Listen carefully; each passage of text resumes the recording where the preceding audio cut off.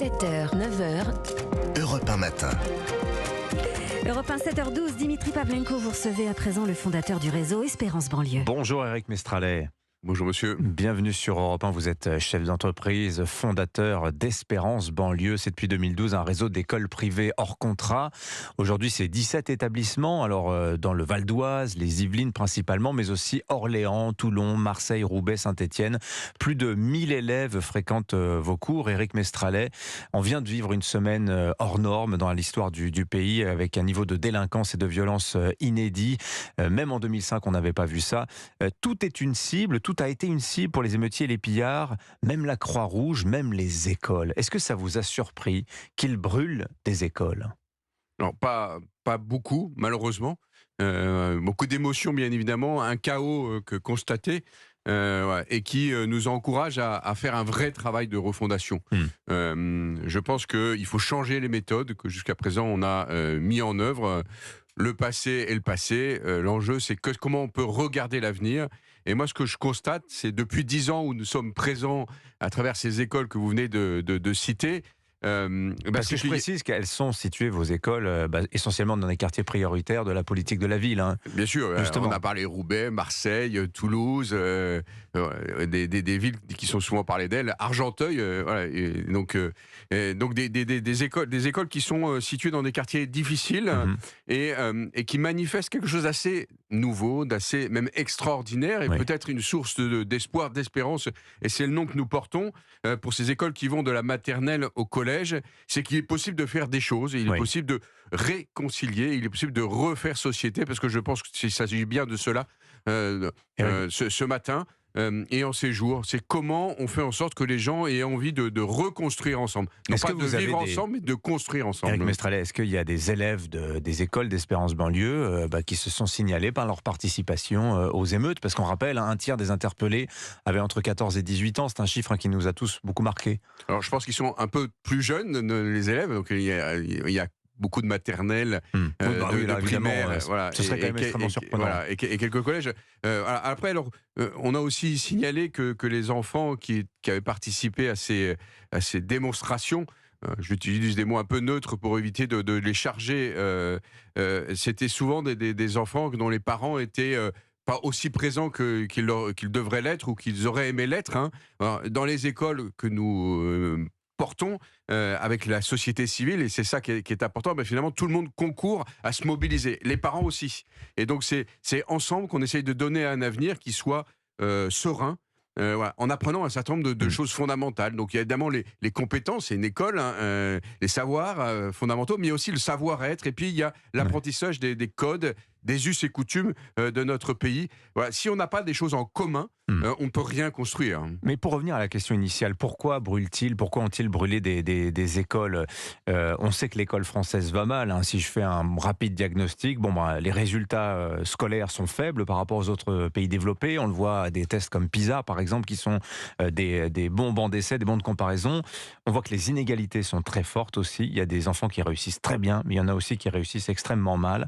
On a du mal aussi à attirer les enseignants. L'école est en crise et c'est aussi ça que ça manifestait finalement, cet acharnement sur l'école lors des émeutes, Eric Mestralet. Je ne suis pas un spécialiste pour pouvoir faire cette analyse. Ce que je peux dire, c'est que... Les émeutiers en veulent-ils à l'école pour y mettre le feu ? C'est ça la question. En tout cas, ils ne la respectent pas suffisamment, ou n'y ont pas trouvé ce qu'ils auraient aimé y trouver, et c'est là un appel, moi j'entends, à d'autres solutions. Il y a peut-être 40 ans de politiques qui sont à revoir, et c'est là la bonne nouvelle, c'est que depuis 10 ans, nous sommes présents sur un terrain, et on voit des parents, des élèves qui se projettent ensemble. Mais qu'est-ce qui différencie aujourd'hui les écoles d'Espérance Banlieue ? C'est petits effectifs, tout simplement, à la fois en classe et dans l'établissement. Alors, il n'y a pas que ça, mais ça, c'est vraiment fondamental. C'est que tout le monde se connaît. Tous les adultes connaissent chaque enfant. Et donc, on se respecte mutuellement. Le vouvoiement est pratiqué vis-à-vis bien évidemment de l'enfant vers l'adulte, mais aussi de l'adulte vers l'enfant. L'enfant est une personne, il existe, c'est pas un numéro dans sa cité.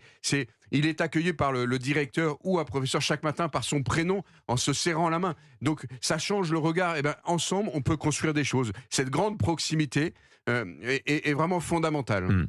Alors, Mélissa Thuriot a tourné pendant 1 an dans une école d'Espérance banlieue. Il y a une séquence qui m'a heurté. C'est qu'à un moment, on demande aux élèves qui est français parmi vous. Et il y en a, allez, 1 sur 3 à peine qui lève la main. Alors, quelquefois c'est 1 sur 3, quelquefois c'est 1 sur 10, quelquefois c'est 4 sur 10. Ça peut arriver. Qu'est-ce qui se passe? Est-ce que c'est eux qui sont responsables ou est-ce que c'est collectivement qu'ils sont responsables parce qu'on n'arrive pas à transmettre ce que ça veune dire, ce qui est pourtant une réalité, ils le sont tous. Hein. Et donc la question c'est comment on change le logiciel pour donner une appropriation véritable de cette notion et cette conscience de français. Comment on est français au quotidien, comment on contribue à cet avenir en commun. Donc c'est à la fois... Ils ne se sentent pas français. Ils n'ont peut-être pas compris comment on était français. Aujourd'hui, il y a beaucoup d'adultes, et je le vois actuellement, notamment parce qu'on a des assemblées qui se passent autour du drapeau français pour distinguer les bons élèves, les bons éléments, alors pas seulement sur le plan scolaire, mais aussi sur le comportement. Et la plupart des gens nous disent s'il y a le drapeau français, c'est pas bien. Alors que tous les parents nous disent c'est normal, dans toutes les écoles du monde, ça se fait comme ça. Donc on a une vraie révolution à faire en France et peut-être remettre un certain nombre de choses basiques, de codes fondamentaux pour réavancer ensemble. Et quels sont vos résultats? Je vous ai demandé tout à l'heure ce qui vous distinguait de l'école publique. Vous avez dit les petits effectifs, l'attention portée à chacun, le respect de la politesse. Une pédagogie oui. très spécifique, notamment du sens conscience et rendre les enfants acteurs de leur apprentissage par une verbalisation très forte de tout ce qu'ils réalisent avec des résultats extrêmement significatifs, plus 94% au brevet, alors qu'on a le statut, comme vous l'avez dit tout à l'heure, d'école hors contrat. Pour le moment, j'espère que ça va évoluer. J'espère qu'on va enfin reconnaître notre contribution au système éducatif français, et c'est en train d'être le cas. Et donc, alors que dans les quartiers dans lesquels on est, c'est moins de 50%. Mais je ne vous ai pas demandé, vous n'avez pas subi de dégradation, vous, dans vos écoles, Espérance banlieue, Éric Mestralet, pendant la semaine écoulée? Pour le moment, non. J'espère que le fait d'être présent sur les médias ne déclenchera pas de dégradation. Mais non, parce que souvent, on est dans un îlot de paix. Les parents sont extrêmement mobilisés, donc ils considèrent que c'est leur bien commun, l'école, et donc tout le monde concourt à le protéger finalement. Et c'est vraiment ça la solution, c'est comment on se remobilise. Et se remobiliser, c'est des petits effectifs, des petites entités. C'est dans un endroit où on va rencontrer l'altérité, on va découvrir l'altérité. La vie est altérité. Si on la découvre pas paisiblement à l'école, dans la première petite société, c'est défiance, méfiance, violence. Comment on sort de cette logique infernale? Merci beaucoup. L'école et les possibilités. Merci Éric Mestralet d'être venu nous voir ce matin. Je rappelle, vous êtes le fondateur du réseau d'écoles hors contrat Espérance banlieue. Bonne journée à vous. Merci beaucoup.